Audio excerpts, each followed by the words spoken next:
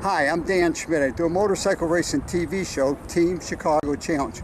My email is teamdan45@gmail.com. My website is teamchicago.tv. We're at the EAA AirVenture. I'm looking at many different aircraft. We're going to look at the fighters from World War II. We're going to look at some of the bombers, some great vintage aircraft. And it's a great thing that there's people that have money to restore these aircraft. And this is going to be a great show. So don't forget my email. I'd love to hear from my audience what you think of the show. It's teamdan45@gmail.com. If you are traveling on Interstate 41 and you spot two jets, then you know you're here by the EAA Museum. This first jet here, it is a Lockheed Starfire F-94, not to be confused with the Republic F-84. This here is a F-86 Sabre. This is one of the jets that won the Korean War. In fact, all three of the jets participated, beating the MiGs over Korea in the early 1950s. This year, a new record was set. 677,000 people came to the EAA AirVenture for 2023. And a great number of universities were represented, such as the University of Wisconsin, University of South Dakota, Dubuque, Southern Illinois, Emory-Riddle, Spartan College, St. Louis University, Purdue, Oklahoma State, Lewis University, and Liberty University, all offering courses in aviation. I spot this young boy here. He may be a future astronaut. He may be inspired by being in front of the NASA tent. He may be one of the first people to land on Mars. NASA's here. We got the Army, got the Navy, Marine Corps, and of course the Air Force are here to recruit future soldiers, sailors, and pilots and flyers. We now spot this trainer, and I had the opportunity to talk to the pilot of this aircraft. Let's go to that right now. So I'm Brian Laing. I am one of the volunteer pilots for the National WASP World War II Museum out of Sweetwater, Texas. And this is their example of a North American AT-6D. Specifically, it's an AT-6D-1NT. This airplane was made in 1943 at the Dallas plant and delivered to Luke Air Force Base. T-6s were used commonly as the advanced trainer. This one specifically is set up as the fourth fighter group hack aircraft. They had 5 of them in England, so it has the 4th Fighter Group European markings on it. It has a gun in the nose. It has all of the armament switches. It has the gun sight in it. We have the reflector for it, but we have it out because it's in the way of your sight. It has the rear swivel seats. It has the gun seats and everything else that go with all of that. So how long have you guys had this plane? They bought it 3 months ago. It came out of Southern California. Oh, okay. And since then we've flown it about 25 hours. So you get to fly this? I do. And what's it like to fly? It's very easy in the air. It's just like any other airplane. It handles very well. Mm-hmm. The tricky parts are on the ground. Takeoffs, landings, and taxiing. Because you do all that with the rudder and you don't have any steering. So this one has the Mustang steering system. Mm-hmm. So all the way forward is unlocked on the stick. Other than that, if it's in a locked position, it will steer with your feet up to about 25-30 degrees. Using brakes? No, it just steers the rudder pedals like a nose wheel steering system. It has a tail wheel steering system. Right. But if you want to go anything sharper than about 25 degrees, you need to unlock the stick, and then it's all on the brakes. It's a cast steering system after that. Thank you, Brian. That AT-6D Texan was a very special trainer, and now we spot this twin-engine Cessna trainer, and these two gentlemen are changing spark plugs. This is a Cessna model UC-78C. It's home-based in St. Paul, Minnesota by a collector, and we fly it down here to the show to stay here all week. And right now we're working on an engine that doesn't want to start. the spark plug. We took the spark plugs over the week's terminal and cleaned them all up, and we're putting them in now and see if we can get the thing started again. So other than that, if you take a picture of the sign here, right, you'll get all the particulars about the engines. Okay, so. your name? My name's Paul. Paul what? Hove. Thank you, Paul. Yes, the Cessna twin-engine trainer first flew in March of 1939. Over 5,422 were built. They were used by the Air Force, the Army, and the Navy. Twin engine, 7 cylinders per engine. Good luck, gentlemen. I hope you get this engine fired up. It's a great aircraft. And now we're looking at a Beech AT-11 trainer. This aircraft was fitted with a plexiglass nose. It had a Norton bomb sight. It had a bomb bay that was capable of holding 1,000 pounds of bombs. It has a top turret. So this aircraft would have been used to train navigators, bombardiers, and gunners. Over 1,500 of these aircraft were built during World War II, and they were still in service with the United States Air Force until the mid-1950s. And now we're looking at a C-47. This is the military version of the DC-3. It first flew, the DC-3, December of 1935. The C-47 first flew December of 1941. They have 2 Pratt Whitney R1830 twin Ross engines. And now we're looking at a DC-3. Over 16,079 of these aircraft were built before and during World War II. And I had the opportunity to talk to 2 crew members of this aircraft. Hi, I'm Hannah, and I work for the company that maintains this DC-3 right here. This DC-3 was built in 1945 and was military surplus, so it's been either commercially or privately owned its whole life. It never saw service. It's currently owned by Vaerus Jet Sales, and they use it as a promotional tool. Where are they out of? And they are based out of Topeka, Kansas. Okay. Fly passengers around too? Or do they use it for that? They typically don't. They just use it as a promotional tool for the company, and the owner flies on it sometimes. Okay. They have been doing media flights here at Oshkosh, so we've had a couple of media flights go up. Thank you, Hannah. And now I get a chance to look inside this aircraft. Pretty luxurious, I would say. And now we're going to talk to the young pilot. I'm Collin Christenson. Been flying this airplane for about a year. It's been fun. It's been good to us. It was formerly the Clipper Tabitha May, and it's treated us well. So what's it like to fly an old plane like this? A little slow, but it's a handful at the same time. Right. So would you have been ready to, during World War II to lead the first? I don't know if anyone's flight? ready for that, are they? Because I've covered that many times talking to different guys with the C-47s. And Yep. It'd definitely be a grueling task, but what a neat opportunity for them. Many didn't know what they were getting into, so. Right. But it's a fun plane. I mean, being able to fly something. Oh, absolutely. It's fun to fly every time. 3 times as old as you, huh? Yeah, 4. Yes. 4. Yep. So it's been fun. It's been good to us. Thank you, Collin. And now we're looking at Classic Lassie. This aircraft was built in 1943 at the Douglas Aircraft Company in Long Beach, California, and the United States Army Air Corps paid $109,683 for this aircraft. We see the D-Day stripes on this aircraft, and this aircraft was part of the D-Day invasion in 1944. We spot this canopy and a canopy mentions DAC or Dakota over Normandy.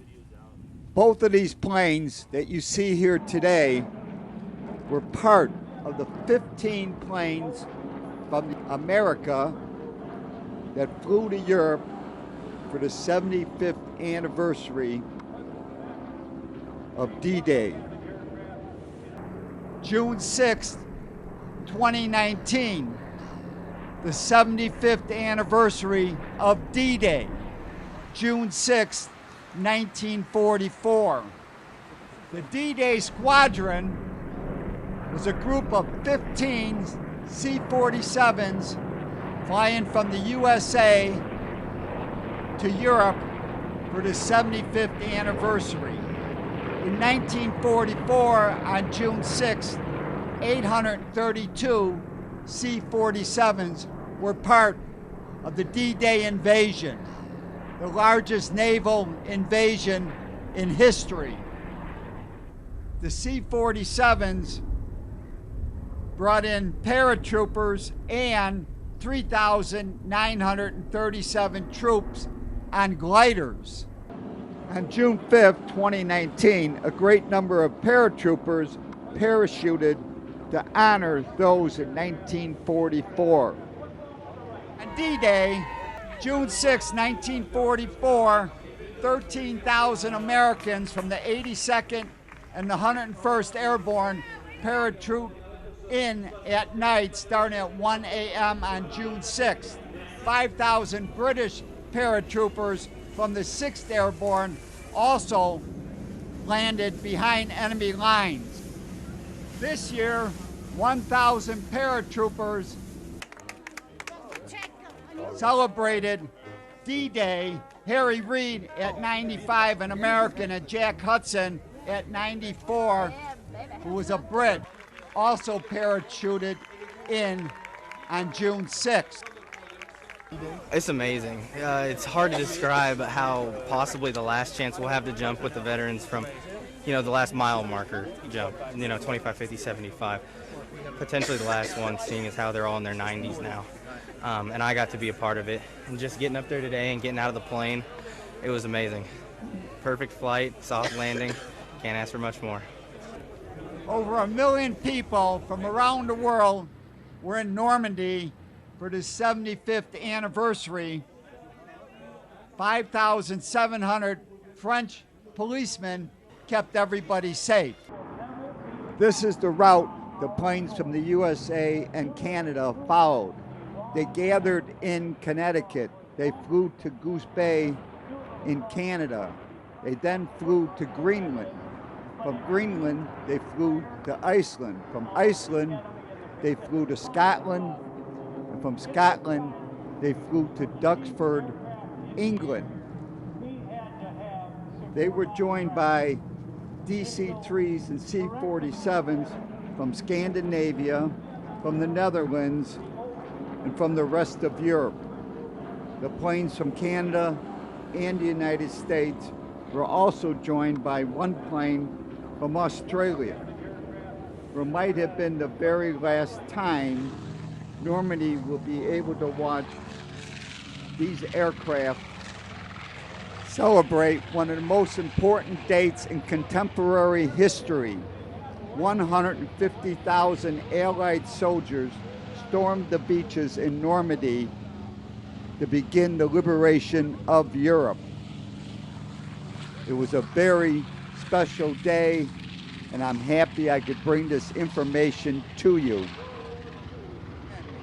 And now we're looking at footage from the takeoff from Duxford, England, as the 30 C-47s that was Placid Lassie first, and now we're seeing Miss Montana.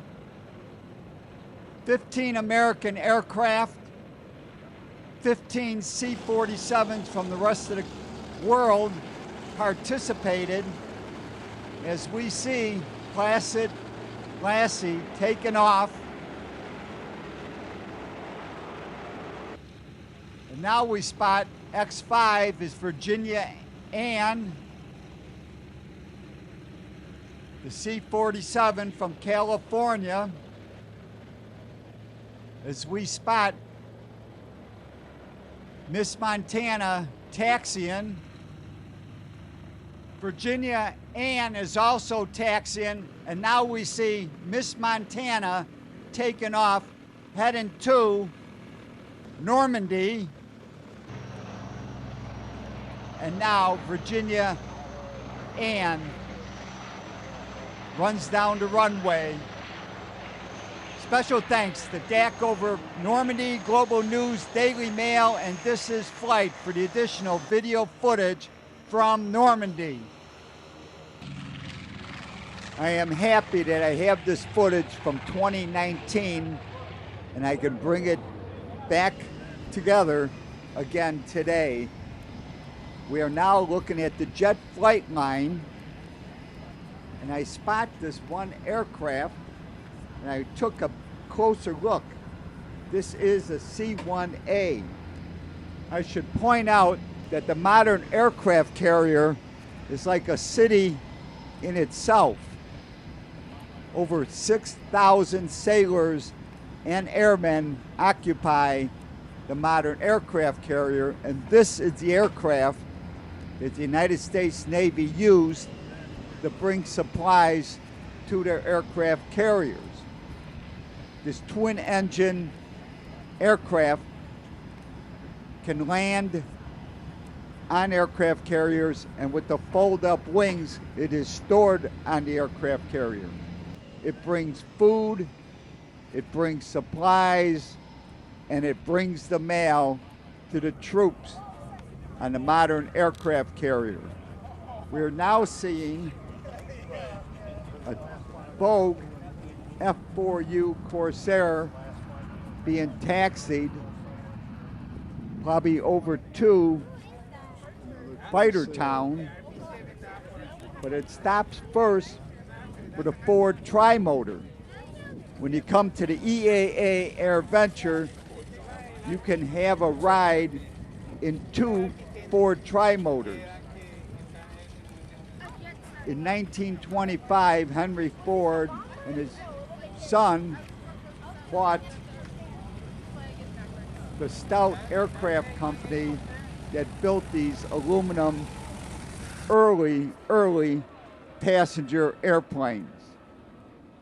And now we're looking at a United States Marine Corps Sikorsky. I believe this is the H-34. I get a chance to look at the engine in the front, and I was surprised that they use a radial 9-cylinder engine.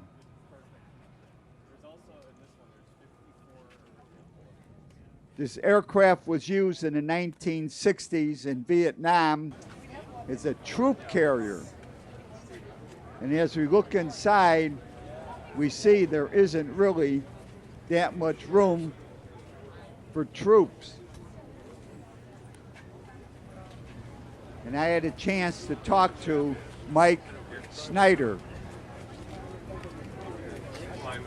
Mike Sheider with the Wild 37 Group Foundation, and fly this thing with my son Jesse. Got it out of the boneyard in 1985, sat in the hangar for 12 years, didn't realize what we had, and got all the logbooks with it, and came with combat history. Very extensive combat history in the squadron that it was in, so we restored it back to its original configuration in Vietnam, and did the outside, but the inside is untouched. It's the way it came out of Vietnam. The guys wanted it that way. So basically we do air shows, we do schools mostly. We've done over 200 schools that we try to teach the kids about Vietnam because nobody else is really doing it. And do Toys for Todd events and stuff like that, the motorcycle clubs and whatnot, because most of those guys are Marines anyway. So basically that's our mission. So it's been a pretty good ride, you know, and we got a young guy that's going to keep it going for us. So you get to fly this? Yeah. So what's it like to fly? Oh, it's a dream. Yeah. We maintain it also. I mean, we do everything. Right. Try to hire somebody to do that, it's just impossible. But we've learned it. pretty much. So we have enough parts probably to keep it going for a while, like that, because they are getting hard to find. Yeah, it's just a wonderful piece of machinery. You know, we love coming to stuff like this because it brings out the Vietnam veterans. So they basically, you know, they came back not very honored. So we're trying to make up for that now with the honor flights and whatnot. So it's a good deal. So website? Yes, it's the Wild 37 group found. Well, it's not a website, it's a Gmail address. I'm sorry. wild37group@gmail.com. Thank you, Mike. I should point out that this helicopter first flew, the first flight was in March 8th of 1954. And as Mike stated, they do their own maintenance and they take care of that helicopter. And now on the Warbird Plaza, I spot a Republic P-47 Thunderbolt. The Thunderbolt was used by both the United States Navy and the Army Air Corps during World War II. The silver one is for the 348th Fighter Group that fought with the 5th Army in the South Pacific. This group scored 396 kills. It was one of the greatest flight groups during World War II. The Thunderbolt uses a Pratt Whitney R2800 double WASP engine. Top speed is 426 miles per hour. It was introduced in 1942. It was unparalleled as a ground support aircraft, and it was also a great dogfighter. Right next to this aircraft on the plaza is Jimmy Stewart's Thunderbird. The Thunderbird is a P-51 that was assembled out of 3 different P-51s. Jimmy Stewart, who was a pilot and flew B-24s during World War II, teamed up with Joe DeVona, and they ran the Bendix race. The Bendix company, that besides making brake parts, also made automobile and aircraft parts. They sponsored a transcontinental race that started at basically Edwards Air Force Base in California and ended at the Lakefront Airport in Cleveland. The race ran from 1933 to 1939. No races were ran during World War II, and it was Joe DeVona that won in 1949.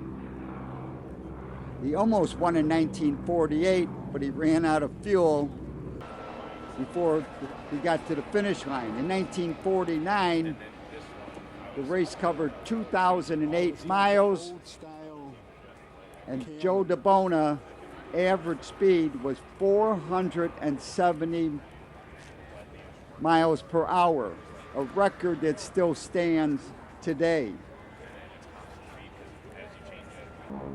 In 1950, Jimmy Stewart sold the airplane to Jackie Cochran.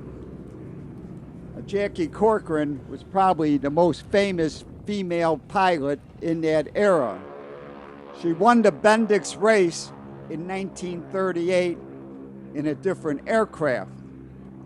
And between 1943 and 1944, she was the head of the Women's Air Force Surface Pilot, the WASP. And she was in charge of over 1,000 civilian American women in non-combat roles that ferried planes from factories to port cities. She owned this aircraft from 1950 to 1953, and she sold it back to Jimmy Stewart for the same amount of money. Sometimes she was called the Speed Queen. She held more speed, distance, and altitude records in aviation history than any female during that era. And now we get an opportunity to see a couple modern jets taking off. And that's how we're going to end the show this week. Tune in next week. We got more great stuff from the EAA AirVenture. Listen to the sounds and see the sights. What a great day to be in Oshkosh, Wisconsin.